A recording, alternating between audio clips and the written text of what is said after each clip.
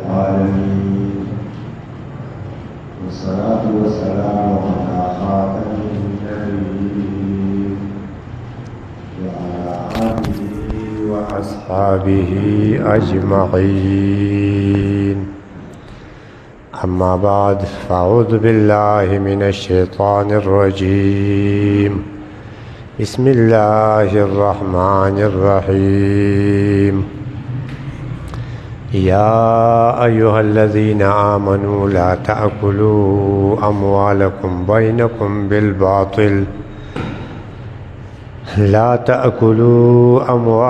بينكم بالباطل إلا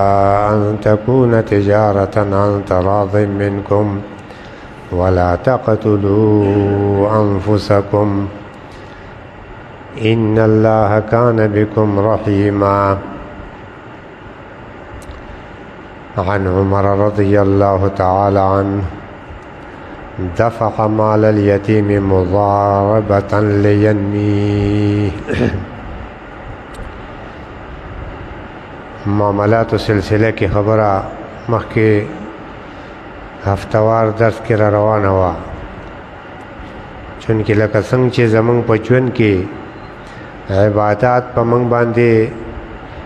لازم دي او هغه موږ کوو، طریقه معلومو، دغسې معاملات اغستل خرڅول په هغې کې هم د شریعت څه طریقې دي، څه پابندۍ دي، د هغې مطابق وشو. مال ګټه به حلالي، خوراک به حلالي، حلال خوراک سره به بیا د نیک عمل توفیق میلاویږي، نیک عمل به د الله در کې قبلیږي. دا ټولې خبرې حلال خوراک سره تړلې شوي دي. یو حدیث کې راځي، نبی علیہ السلام وی یو سړی وی ډېر سفر به کړی، بدحاله وی، ببرسره وی، الله ته به لاس اوچت کړي، دعاګانې به غواړي، الله یې دعا نه قبلوي. ځکه یې نه قبلوي چې د خوراک څښاک حرام دی. د دې حرام خوراک څښاک د وجې نه حالت د دعا د قبلېدو دی، مسافر دی، بدحاله دی، خو د دې حرام خوراک د وجې الله دعا نه قبلوي. داسې عام عبادات هم دي. پکار دا ده چې موږ خپل د دنیا لین دین د شریعت ته رالیږلې شوې طریقې مطابق کو. الله دې مسلمانانو له توفیق ورکي. مخکې جمعو نه یو حده پورې خبره شوې وه، نن خبره کوو دې باره کې چې کله کله یو سړی داسې پیسې ورسره د اغستلو خرڅولو په چل نه پوهېږي، د تجارت په اصولو نه پوهېږي، اوزګار نه دی. بل سړی داسې دی چې هغه وخت ورسره شته، په چل پوهېږي، پیسې ورسره نشته. یو سرمایه بل لور کی، بل پکې تجارت کوي، هغې نه چې کومه ګټه راځي دواړه یې تقسیموي. دا د شریعت یو طریقه ده، دې ته مضاربت وایي. دا د مضاربت طریقه چې ده نو دا ټیک ده چې شته، زموږ مسلمانان هم کوي، خو د ځان نه پکې په ګوتو باندې خلقو طریقې جوړې کړي دي. هغه طریقې به چې د منځه وباسو، د شریعت پاکه طریقه چې ده هغه به صرف پاتې کېږي او د هغې باندې به عمل چې کېږي نو دا آمدني به حلالوي. ابتدایي طور د هغې د ثبوت دپاره چې یاره دا مضاربت شرعاً شته. ما یو حدیث کریمه تلاوت کو، عمر رضی الله تعالی عنہ هغه به د یتیمانانو مال په مضاربت باندې ورکاو، د دې دپاره چې هغه لپاره زیات کی. د یتیم مال به نو هغه به چاله ورکو، ته پکې تجارت کوه، څه ځان لاله، څه یتیم لا، د یتیم مال به زیاتیږي. دغه عمر عنہ خپل خلافت کې هم داسې طریقه اختیار کړې ده. یو بل صحابي دی ابن عباس رضی الله تعالی عنهما، د به هم مال خپل په مضاربت باندې ورکاو او پاغي کې به شرط لگاو چې په دې پیسو باندې با د سا والا شی نه اخلي. ساروی ماروی دا اکثر مړشي تاوانو کې د سا والا شی به نه اخلي. کم تجارت چې کوي دا به دریاب کې نه وړي، ځکه دریاب کې د غرق کېدو خطرات وي. نو د دې سره دوه خبرې معلومې شوې. یو، نفس مضاربت شتا شرعاً صحابي ابن عباس کړی دی، دویم دا معلومه شوه که څوک په دې کې دا شرط لګوي چې زه دله پیسې در کوم خو ته به په فلانکې نمونه کاروبار کوې که چېرې دغه سړي پې د دې نه علاوه بل کاروبار وکړو تاوان وکړو دی به بیا ذموار دي د دې تاوان خو چې کم کاروبار ورته ته ښودلی دی هغه کاروبار یې پې وکړو تاوان وشو وروستو مسله ذکر کوو چې مضاربت کې د تاوان څه حیثیت دی دا کاروبار والا بیا یوازې تاوانی نه دی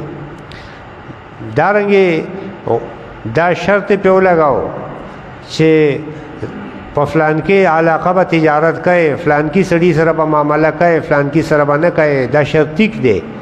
ځکه دې کې بعضې سړی اعتباري بعضې بې اعتباري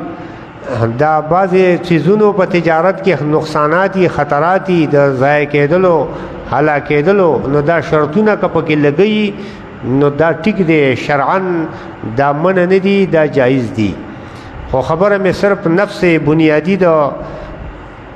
جواز د حد پورې کوله چې صحابي ابن عباس رضی الله تعالی عنهما دا کړی دی د مضاربت دپاره شرط دا دی ابتدایي چې دا به په نقدو پیسو کې وي په نقدو پیسو کې مطلب دا دی یو تن به بدله نقدي پیسې ورکي سره دي سپین دي کرنسي نوټ موږ چې ورته نقدي وایو دی ورکړو چې دا والا دې کې تجارت کوه نو که چېرې سامان یې ورکو دا میخه والا او جو دا ډېره وا او دې کې تجارت کوه دا مضاربت ټیک نه دی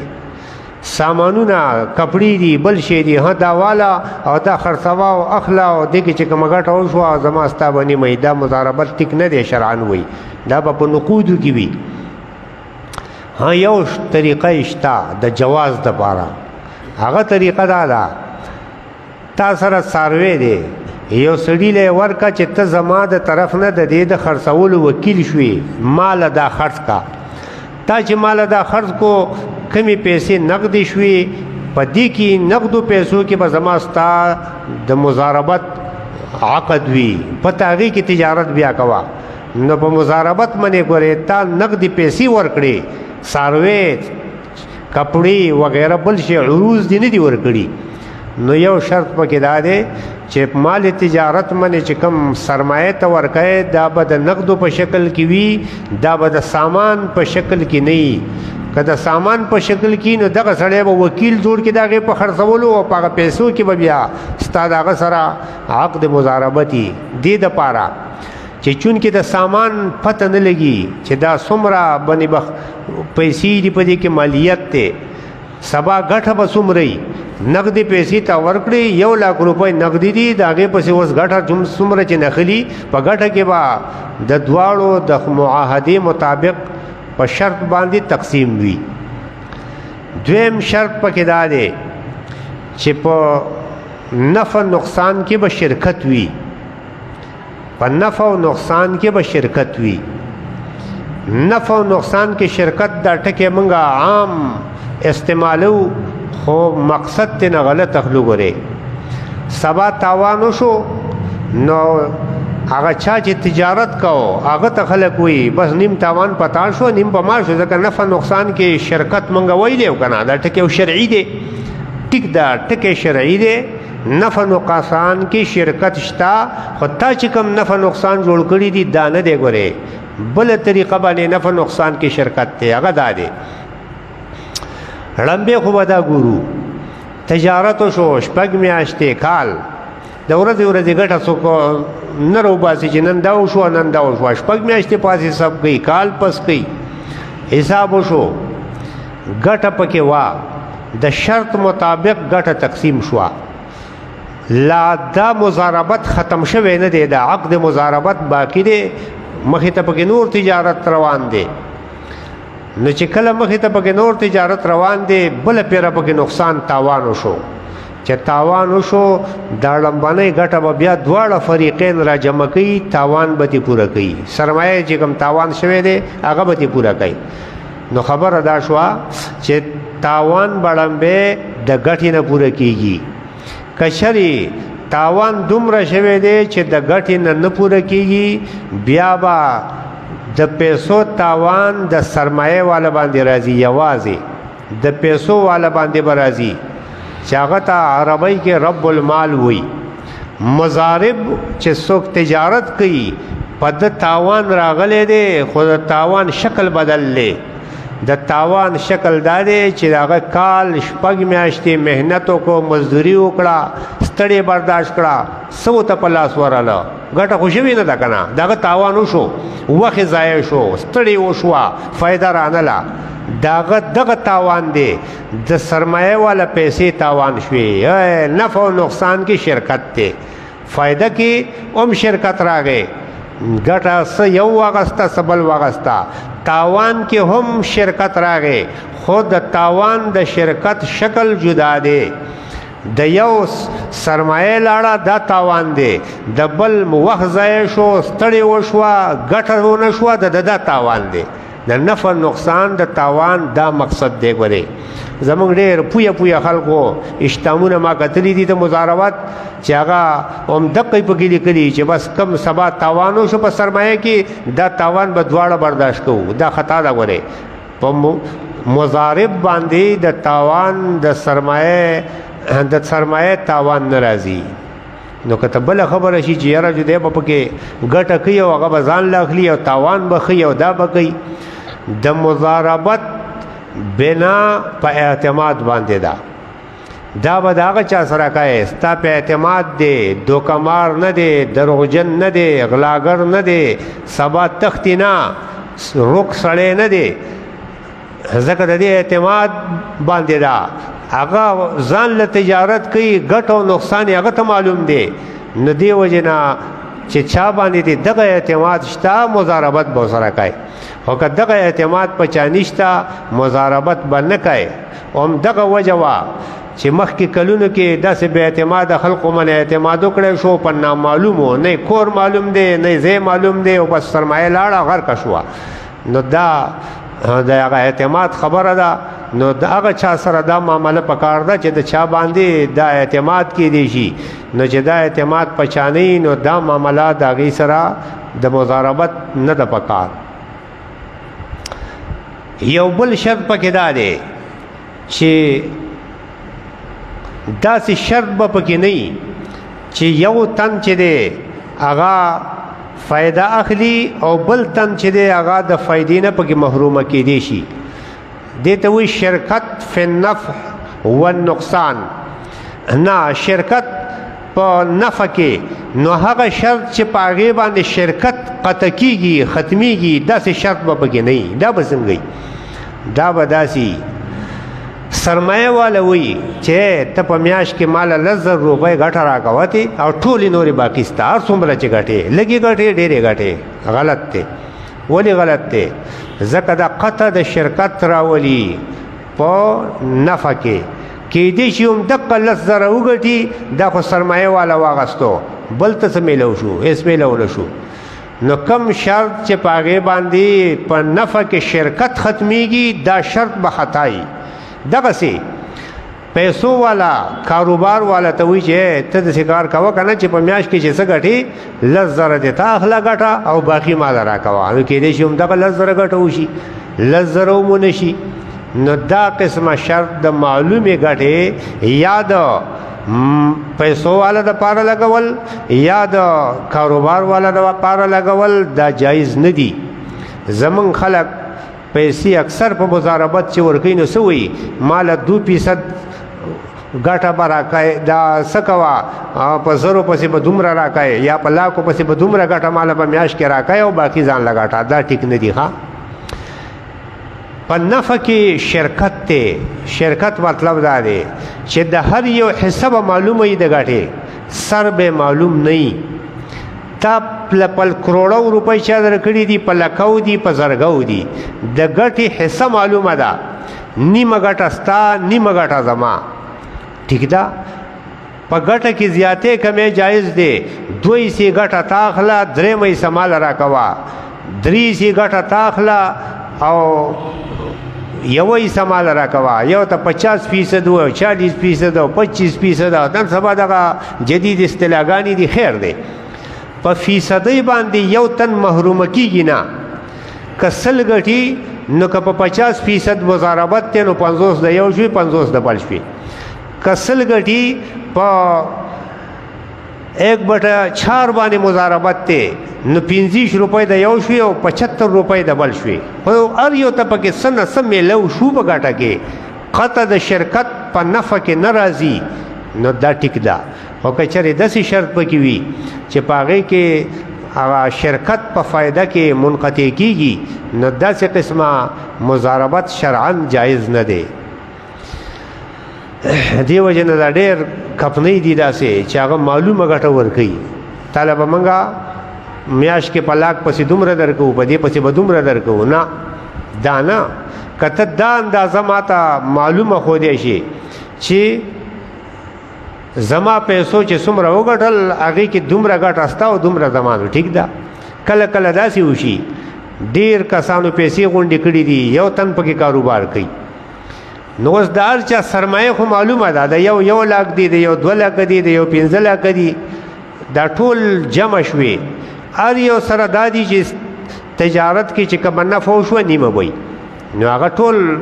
حساب د هغې په اسانه معلومېدی شي ټوله ګټه څومره وشوه دا ګټه په دې اصل دغه په تناسب باندې د پیسو په تناسب باندې تقسیم کا چې د چا پیسو څومره وګټلې نو په دې طریقه باندې کله کله داسې اجتماعي طور د مضاربت د تجارت کاروبار کیږي نو داسې کاروبار داسې طریقه هم جایز ده یو بل خبره ده دی کې خو اصل مضاربت دا دی چې د یو سرمایه ده د بل محنت دی سرمایه والا په محنت کې شریک نه دی خو زمونږ خلک پکې یو بل طریقه کار کوي څه کوي 1 لاک روپۍ یو کړي یو بل کړي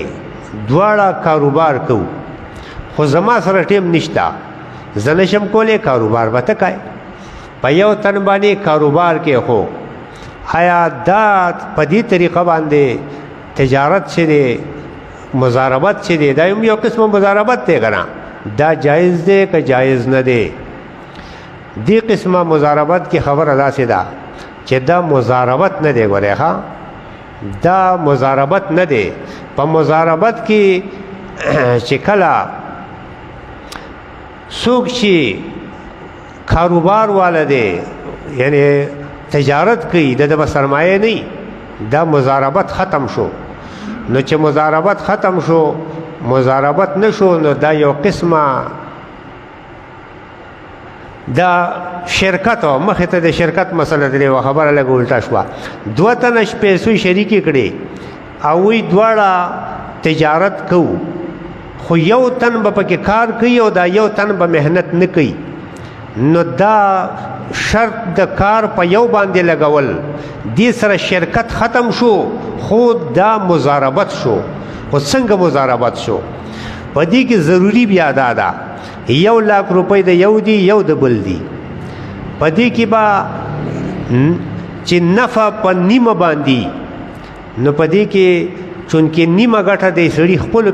پیسو ګټلې ده نیمې پیسې خپلو سرمایه ګټلې ده نیمه د بل هغه ګټلې ده نو ده خو د هغه په هغه کې ځان له نفع وانه غسته د هغه ټوله هغه له ورکړه نو په دې کې به طریقه دا وي چې څوک پکې کار کوي د ده حصه د نفع به سیوایي د ده د حصه د نفع به سیوایي مثلا 100 روپۍ ګټي په 100 کې به 60% اخلي کار کوونکې 40% به ورکوي دغه بل ملګري له نو دې کې دا 50% ګټه د خپلو پیسو کړې ده دا 10% دا د دې بل ملګري نه به شکل مضاربت د واغستې نو د دې مطلب یو دوم شو چې تا چاله پیسې ورکړي دي په مضاربت باندې هغه د خپل سرمایه سره ګاډیرا په هغې باندې کاروبار کوي خو دغه سړي ته خپله سرمایه معلومه ده ګورې چې زما دومره سرمایه ده بل تن دومره راکړي دي دا ټولې چې څومره وګټي نو په دې کې به په دې سرمایه باندې په تناسب به تقسیم کی د خپل سرمایه ګټه به نه ځان لوالي داغه سرمایه چې څومره ګټلې ده نو داغه شرط مطابق په نیمه ګټه یې خدا په درېمه حصه ده په هغه سرمایه کې به ګټه دې ځان لوالي هغه له به ورکي نن سبا ګورې عام طور سره په دې طریقه باندې کار روان دی پروګرام روان دی خو یو بله خبره کله کله خلک داسې وکي داسې روان دکاندار دی پیسې ول ورکي چې دا پیسې والا او پر خپل کاروبار کې چلاوا مال به ترې ګټه راکای سبا دې دکان ته ورو لګید اوسو دا سرمایه چې چا ورکړې دا په دې سړي لا د دا مطالبه نشي کولی گاڑی ورغختو مال پلاره کې ضایع شو دا مطالبه دې نشي کولی چې یاره ستا به روکېږي زما به نه روکېږي نه تاوان وشو شی ضایع شو ځکه ما ویلي چې سرمایه د ده سرمایه هم هلاکه شوه د هغه هم هلاکه شوه خپله ورسره خو که چېرې دې دا وي چې ګورې تاوان به دې ځان لي مال به صرف ګټه راکای دا صحیح نه ده بیا د دې مقصد دا دی چې دا پیسې د دله ورکړي دي قرض نو چې قرض پیسې تا ورکړې نو په هغې باندې مخکې موږ مسله ذکر کړې وه چې په هغې کې منافعت بیا نشي اخیستی د قرض هغه مالک ګرځېدلی دی د هغې تاوان په هغه ځان له دی خو د هغې ګټه هم د هغه ځان له ده د قرضو مخکې مسله موږ ذکر کړې وه خبره به یادوي تاله چا قرض پیسې درکړي دي د دې تاوان پتا دی ستا نه روکې شوې هلاکې شوې ستا تاوان روکې شوې د هغه نه دي روکې چې د چا پیسې دي نو د دې ګټه هم ستا ده هغه ستا نه د ګټې مطالبه نشي کولی ځکه موږ هغه روایت ذکر کړی کل قرض جر نفعا فهو ربا او که چېرې چا سره تا امانت پیسې کېښودې نو امانت چې دی دا د دې دغه سړی مالک نه دی جوړ شوی چا سره چې امانت دی د دې د وجې نه دغه پیسې به دی لګوي نه په دې کې د تجارت نشي کولی که په دې امانتو کې د ګټه وکړه دا ګټه د حلاله نه ده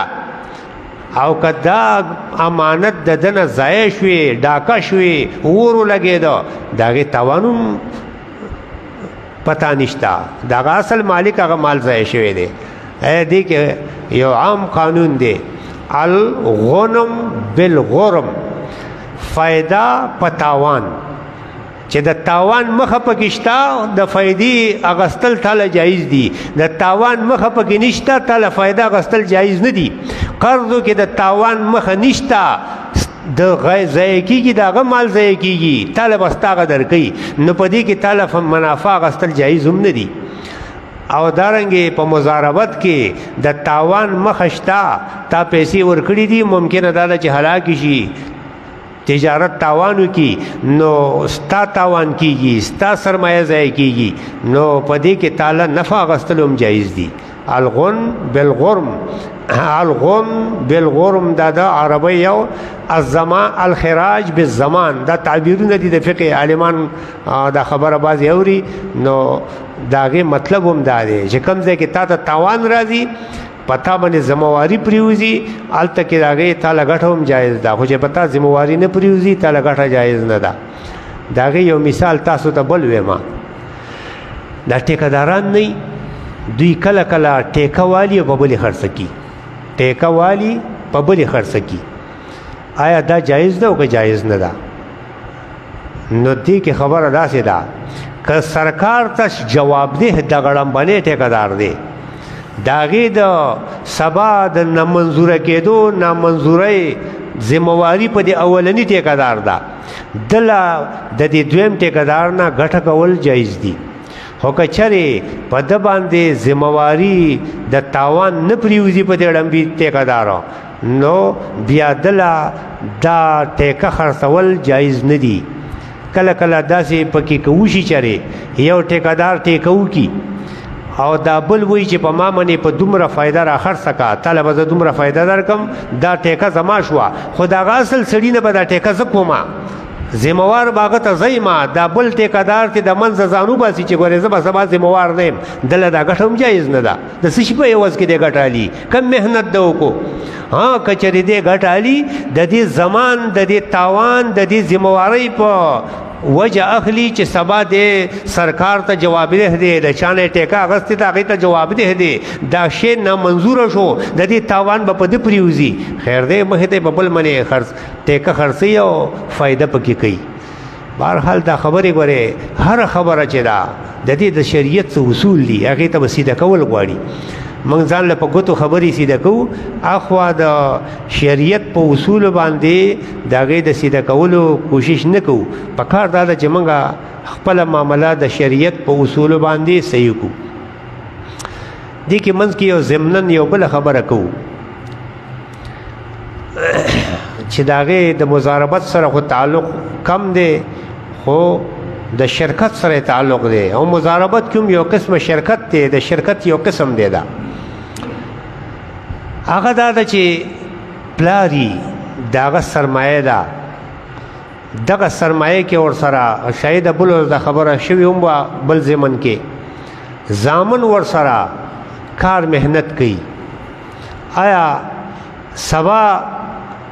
پاغیز کې چا ډیر مهنت کړی دی چا لږ کړی دی کشرانو زامن وړو کړی نه دی دا سرمایه دا سبا پلار نشته دا تقسیمیږي آیا دا ټول وروڼه به یو شان تقسیموي یا یو وایي چې په دې کې ما مهنت کړی دی آیا دی به پکې زیات حقداري بل به پکې کم حقداري دې کې یو صورت دا دی چې کله دغه یو تن په دې زامنو کې خپل ذاتی سرمایه ده او د پلار په دې کې ګاډي رکی او هغه کې تجارت کیږي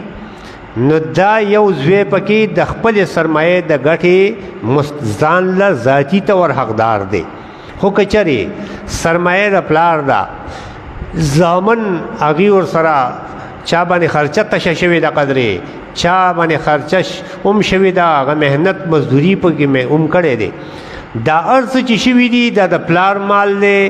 پلار په چا لږه لګولې ده په چا ډېره لګولې ده اکثر وروڼه بیا وایي پلار پکې تاله واده کړی دی او تی پکې ملیشیا ته لیږلی او تی پکې دا کړي او چونکې اوس به ته حصه کم اخلي او زه به ډېره اخلم دا خطا ده پلار په خپل ژوند کې د خپل سرمایه مالک اختیارمند دی ځان لی خوري په زامنو یې لګوي بل چا باندې لګوي نو د اختیارمند دی چا واده چا زویلی ډېر کالی کړلی چا لی لږ کړلی چا باندې ډېره لګېدله چا باندې لږه لګېدله د هغه ذاتي شی لګېدلی دی اوس د اولاد په منځ کې یا د موږ ورته وروڼه به ووایو د دې سړي زامن دي د دوی په منځ کې کم تقسیم کیږي دا د مال وراثت کیږي وراثت هغه مال ته وایي چې د مرګ په وخت کې مړی کم پرېږدي هغې کې دا ټول که کشر دی که مشر دی او که نه هغه هر څه چې دی دا ټول یو شان شریک دي ها زامن دي د پلار سره یې خوړلې څکلې ده او هغه له پلار له محنت مزدوري پلار له کړې ده نو په دې طریقه باندې کله که د پلار سرمایه او هغه وروڼه یې تقسیموي دا قسمه اشکالات پکې ډېر زیات راځي هغه چېرې پلار داسې کوي چې باقاعده یو زوی پکې ملازم نسی چې لکه ته به ما بل له کار کوي چې ته ما له کار کوه او تاله به دومره مزدوري در کومه ټیک ده هغه مزدوري د هغه ذاتي حق دی ځان له پکې خو دا نه چې یاره د ده سره صرف محنت کړی دی او په دې کې دی بیا سبا وایي چې زما پکې نیمه ده او زما درېیمه ده او ما پکې دومره محنت کړی دی خو ګورې دا جدا خبره ده چې وروڼه ټول په رضا او په صلاح یو لږ زیات ورکوي د مشرۍ د وجې نه یا د څه د غربت د وجې نه نو دا د دې ذاتي مال دی خیر دی زیاتې کمې په خپله خوښه کولی شي قانوني طور په دې کې د ځان نه زیاتې کمې دوی نشي کولی چېرې دا یو پکې زیات محنت کړلی یو پکې کم کړی دی په کار دا ده چې د خپل محنت معاوضه غوښتې نو د به پلار ته ویلي چې زه ځان له بل ځای مزدوري کوم نو که ته راله مزدوري راکوې چې زه به تا سره وکړم اګر زه ځان له بل ځای مزدوري کوم بهرحال دا ډېرې خبرې دي زموږ معاشره کې موږ ځان له څه په ګوتو جوړې کړي دي او د هغې نتیجه دی چې بیا یو بل پسې لوړې راغستي جنگ جګړې فسادات انجام به د هرې غیر شرعي معاملې جنگ جګړه خفګان نه لګي چې د وخت نه د شریعت د اصول مطابق مسله پاکه روانه ده اس جنگ جګړه به پکې نه راځي اس اختلاف به پکې نه راځي نو انشاءالله کوشش وکړو چې کومه خبره موږ زده کړه معلومه کړه چې د هغې مطابق موږ خپله معامله جوړو استاسو سره څه خبرې داسې سوال جواب